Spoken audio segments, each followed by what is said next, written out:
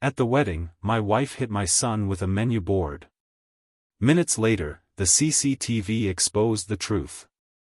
I want to tell you the signs weren't there, because that version is easier to live with. But the signs were there. 6 months of late nights with the phone angled away. A laugh she reserved for her screen that she hadn't given me in years. A wine glass that toppled at precisely the moment my son opened his mouth to tell me something important.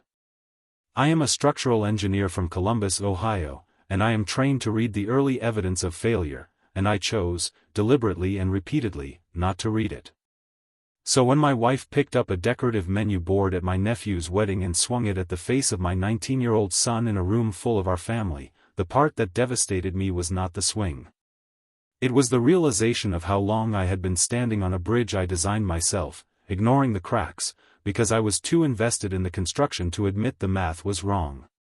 The camera in that ballroom had no such investment. It just recorded the truth. And the truth was worse, and more clarifying, than anything I was prepared for. Viewers, before we continue, please subscribe, like and share. My name is Steve Ruggie. I'm a 44-year-old structural engineer from Columbus, Ohio, and I want to be clear about something before I tell you what happened at my nephew's wedding. I am not a dramatic man. I don't exaggerate. I don't catastrophize. I deal in load-bearing calculations, tensile strength, and measurable facts. When I tell you that the events of one April Saturday dismantled 16 years of my life in the span of a few hours, I'm not reaching for effect. I'm giving you the data. I was standing at our bedroom mirror adjusting my tie when I first felt it, that low, structural hum you get when something is wrong but you can't yet name it. Josephine was moving behind me, quick and distracted, her navy blue dress catching the morning light. She looked beautiful. I told her so. She smiled, but her eyes were already somewhere else, and I filed that away in the part of my brain that handles things I'm not ready to examine. 6 months before that morning, something had shifted in our house. She started working late more often. She was a regional sales director for a pharmaceutical company, so it wasn't unusual on its face. But the energy changed. She stopped asking about my projects. She laughed at things on her phone she never showed me. I told myself it was stress. Hers, mine, ours. My son Tyler was 19, first year at Ohio State, riding in the back seat that morning. He was quiet, which wasn't unusual for Tyler, but this was a different kind of quiet. Tight. Watchful. Tyler had his mother's eyes, my first wife Claire's eyes, and they missed nothing.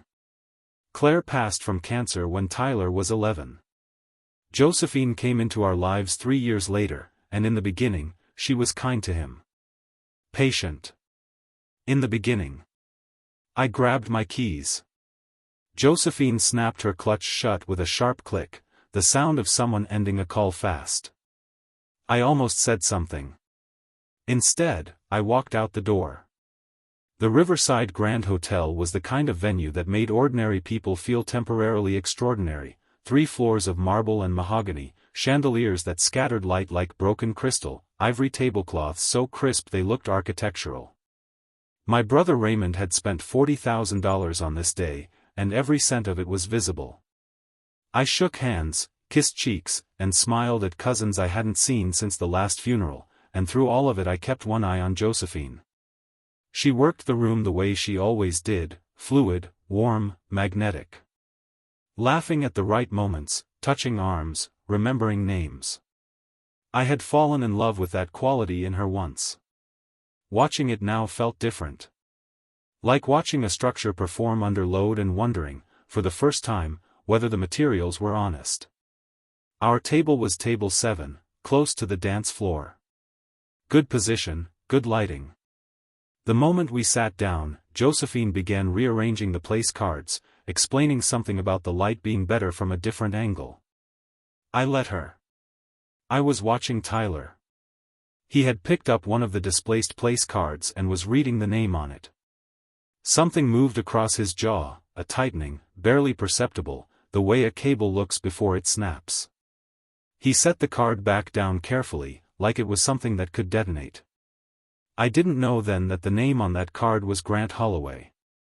I didn't know Grant was a pharmaceutical sales rep from Josephine's company. I didn't know Tyler had seen his name weeks earlier, glowing on Josephine's phone screen in a text thread she tried to lock before Tyler's eyes could land on it. He'd come home early from campus for a forgotten charger.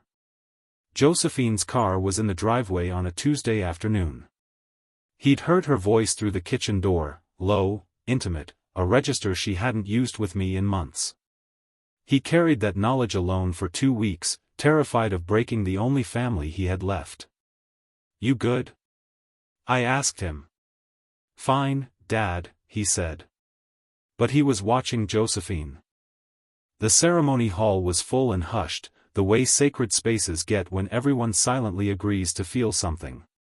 Soft orchestral music moved through the room like weather.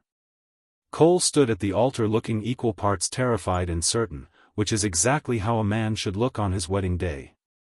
When Natalie appeared at the doors in ivory silk, I heard 3 women behind me inhale at the same moment. I understood it completely. I am not a sentimental man, but something about watching 2 people choose each other, publicly and irrevocably, loosened something in my chest every time. I reached over and took Josephine's hand. She let me hold it for maybe 4 seconds. Then she shifted to reach into her clutch for a tissue, and her hand was gone, and I sat with the specific loneliness of a man who has just felt his wife slip out of reach in the middle of a wedding. During the vows, a phone buzzed audibly somewhere near table 7. Several guests turned. Josephine didn't react, and it was the quality of her stillness that registered, not the stillness of someone who didn't hear it, but the stillness of someone who had decided not to respond. I thought about a night 8 months earlier when I'd woken at 2 in the morning to find her side of the bed empty. I found her in the kitchen, phone face down on the counter, telling me she couldn't sleep. I'd made her tea. She'd kissed my cheek. I'd gone back to bed and told myself I was a lucky man. After the ceremony, guests filtered onto the second-floor terrace for cocktail hour. April air, cool and clean, the city spreading out below us in the early evening gold. I got pulled into a conversation with my Uncle Bernard about municipal contracts. When I surfaced 20 minutes later, Josephine was gone from where she'd been standing. Tyler was gone too. The chandelier light caught the rim of an abandoned champagne glass on the terrace railing. I felt that structural hum again. I found them separately but seconds apart, which told its own story.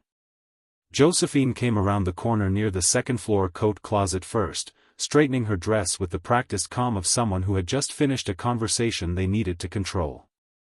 Tyler was already standing near the closet door, and his face, I need you to understand his face. I had watched that face for 19 years. I knew every weather pattern it could produce. What I saw in that narrow hallway, under those warm sconce lights, was a storm I had never seen before. Not anger. Not quite. Something older and more exhausted than anger. Something that looked terrifyingly close to grief. What happened? I kept my voice low. Nothing, he said. The word landed like poured concrete. I looked at Josephine.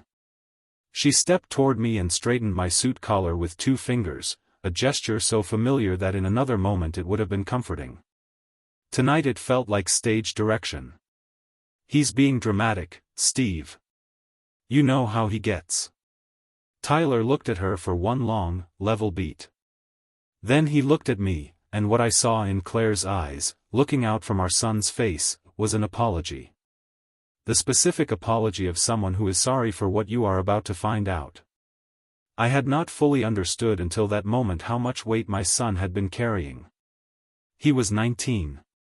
He had lost his mother at 11. He had spent the years since carefully, quietly loving a version of our family that required him to overlook the growing evidence that his stepmother resented his existence. He resented her too, I knew, but where Josephine's resentment was hot and sharp, Tyler's was the cold, contained kind. The kind that comes from a child who learned early that falling apart was a luxury he couldn't afford. Josephine had wanted children with me. We'd tried. It hadn't happened. And somewhere in the silence of that loss, she had begun to see Tyler not as her stepson but as proof of everything she hadn't been given. The band started below us. The ballroom doors opened. The current of guests pulled us all forward. I let it take me, and I hated myself for it. Dinner arrived the way good catering always does, precisely, quietly, with the illusion that it required no effort at all. Beef tenderloin or salmon. I ordered the tenderloin without tasting it. My mind had detached from my body somewhere around the second bread roll and was operating on a separate frequency, replaying Tyler's face in the hallway on a loop I couldn't interrupt.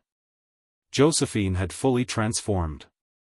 This is the thing that undoes me most when I replay it now, not the later violence, not the revelation on the camera monitor, but this, dinner. Her laughing at something my cousin's wife said, refilling her wine with easy confidence, touching the tablecloth with that habitual elegance she had. Performing warmth so convincingly that I sat beside her and felt the cognitive dissonance of a man watching a building he knows is condemned while everyone else admires the architecture. I had met Josephine at a work conference in Cincinnati 11 years ago, 2 years after Claire died. I was not ready to love anyone. She found me anyway, which felt like grace. She was decisive and warm and she looked at me like I was worth looking at, which was more than I'd felt in a long time.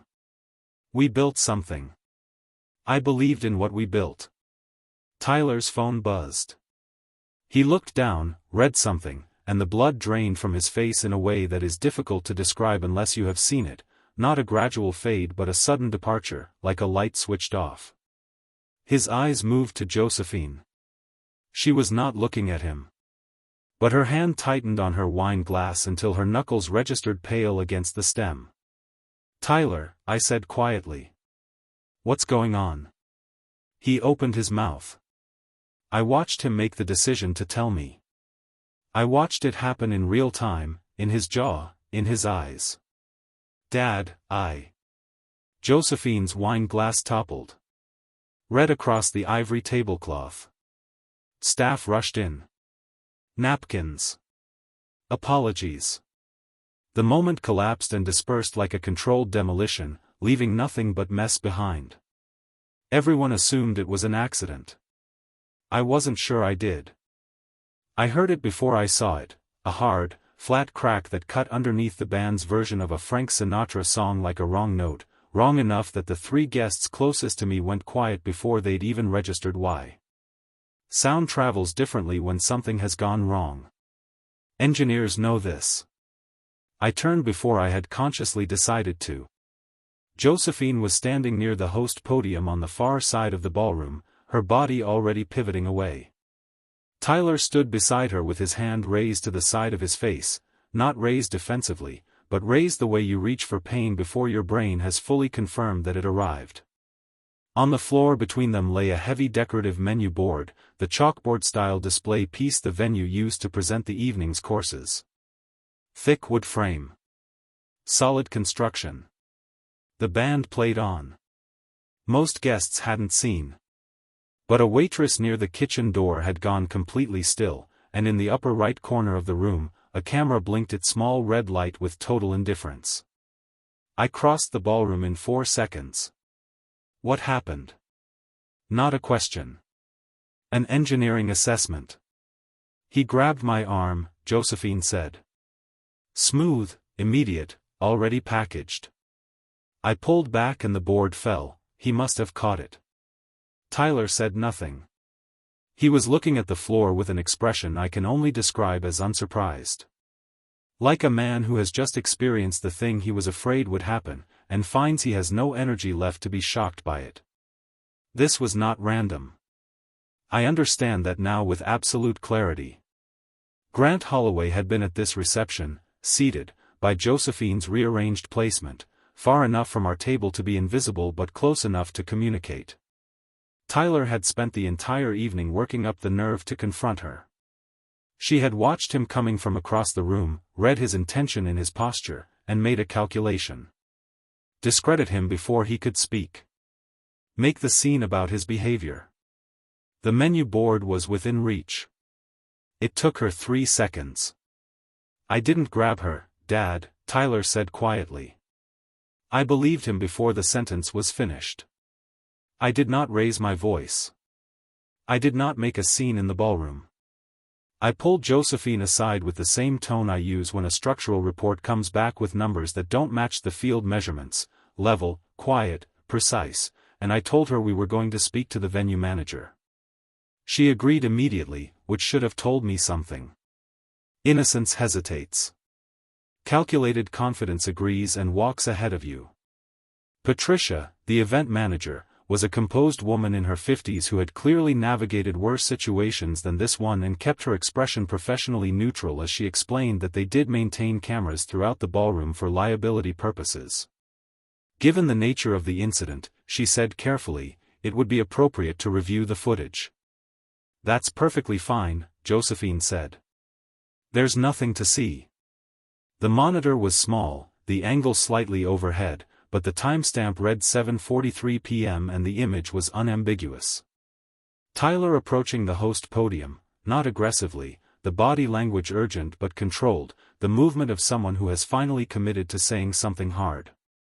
Josephine's eyes cutting sharply to the left before Tyler reached her, checking something across the room, checking for witnesses or checking for Grant, I will never know which.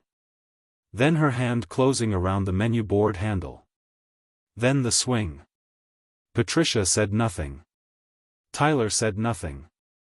I said nothing. The 4 of us, 5, counting Josephine, stood in that fluorescent back office surrounded by the muffled sound of a wedding continuing without us, and the silence had the specific texture of something irreversible. That's not, Josephine started. Don't, I said. It was the quietest I have ever spoken and the most completely I have ever been heard. She closed her mouth. Something shifted behind her eyes, not remorse, not yet, possibly never. Something more pragmatic than remorse. A recalibration. The expression of a person deciding which version of events still had survival value. I looked at the monitor for another moment. Then I looked at my son. I walked back into the light and the music and the $40,000 worth of carefully arranged joy, and I want to tell you I felt rage, because rage would have been clean and useful. Rage has direction. What I felt was closer to what I imagine it feels like to be inside a structure during the moment of failure, not the crash, but the half-second before it, when everything is still technically standing and you understand with your whole body that it won't be for long. Cole and Natalie were on the dance floor for their first song. She had her face turned into his shoulder. He had his eyes closed. Around them, guests swayed and smiled and held their champagne, and the chandeliers threw their fractured light across all of it, and I stood at the edge of it like a man looking through glass. Josephine was at the bar. Fresh wine. Laughing at something my cousin Raymond Jr. had said. The laugh was real, that was the part that kept arriving like a second impact. Not performed. Real. She had recalibrated and moved forward, and whatever I was feeling was mine to carry alone. Tyler found me. We stood together near the edge of the dance floor, my son and I, in our dress shirts and our separate devastations. How long have you known? I asked him. 2 weeks. I nodded. Why didn't you tell me? He was quiet for long enough that I thought he wouldn't answer. Then, because the last time something broke our family, I was 11. And I didn't know if you could survive another one. I had to look away from him when he said that. I focused on a point above the dance floor, a fixed structural element, something that wasn't moving. Josephine looked up from the bar. Found my eyes across the room with a precision that told me she'd known exactly where I was the whole time. Her expression cycled through something fast and unreadable, settling into careful neutrality. She was still trying to read how much I knew. I held her gaze and gave her nothing. I waited until Cole and Natalie had cut the cake. I waited until the toasts were finished and the dancing had resumed and the evening had reached the phase where no one would notice 2 people leaving the ballroom. I would not take this moment from my nephew. Whatever was happening to my marriage, that boundary held. I told Josephine I needed air. She followed me, which she would, because she was still managing the situation and needed to know what version of the story I was carrying. I walked her through the lobby, into the elevator, down to the parking structure beneath the Riverside Grand, concrete and fluorescence and the distant breathing of the city above us, both of us wrong for the setting in our formal clothes. I told her what the camera showed. "That's not what it looks like," she said. First response, automatic, already prepared. I waited. "You've always put Tyler ahead of this marriage." Second response, when the first one didn't move me. Shifting the weight. Redirecting the load. I recognized the technique because I had watched her use it for years on smaller things and never named it until now. "I know about Grant Holloway," I said. The third response was silence. Her eyes went somewhere far away and private, and in that silence 16 years rearranged themselves around me into a shape I had never been shown. For months, I would later confirm. Beginning around the time she stopped asking about my work. He had been in our house. In the hallway where Claire's photographs still hung in their frames. The elevator doors opened behind us. Tyler stepped out, car keys in his hand, having followed at a distance because he was his mother's son and he did not abandon people in parking garages. The three of us stood in the concrete light, this family that had always been slightly misaligned, standing at the final measurement of the gap. "Find another way home tonight," I told Josephine. Structural. Load-bearing. Final. She searched my face once. Then she walked to the elevator and pressed the button and did not look back, and the doors closed, and she was gone, and my son put his hand briefly on my shoulder, and that was enough. 3 weeks later I was at my kitchen table in Columbus with cold coffee and a dog asleep on the tile and Tyler across from me, laptop open, half-eaten toast between us, almost failing his engineering elective, and I want you to understand that this ordinary scene, this unremarkable Tuesday morning debris, was the most valuable thing I owned. The legal process had begun. 16 years would be untangled document by document with the careful, unglamorous patience that real endings require. The house was complicated. The finances were complicated. Josephine had retained a lawyer within 72 hours, which told me the recalibration was complete and the version of events that served her best was already under construction. I did not begrudge her the efficiency. It was, in its way, consistent. What I kept returning to, not the betrayal, not the footage on that monitor, not even the image of my son's hand raised to his face in a crowded ballroom, was the parking garage. Tyler stepping out of that elevator. The quiet, deliberate act of a 19-year-old boy who had lost his mother at 11 and spent the years since then making himself smaller to preserve a family that was not fully preserving him back. He had carried a truth that could have broken me for 2 weeks, alone, out of love. That is not a small thing. That is the largest thing. I spend my career calculating the load a structure can bear before failure. I never applied that math honestly to my own life. I kept adding weight, the silences, the distances, the things I chose not to examine, and I told myself the foundation was solid because I needed it to be. That is not engineering. That is wishful thinking wearing the clothes of confidence. The structure failed. But not everything in it. Tyler closed his laptop and asked if I had anything other than eggs. I told him I had bread and peanut butter and he said that was fine and went to find it, and Biscuit lifted his head and put it back down, and the morning light came through the window at the same angle it always had. I picked up my coffee. I exhaled. Some things hold. Thanks for watching, please subscribe, like and share.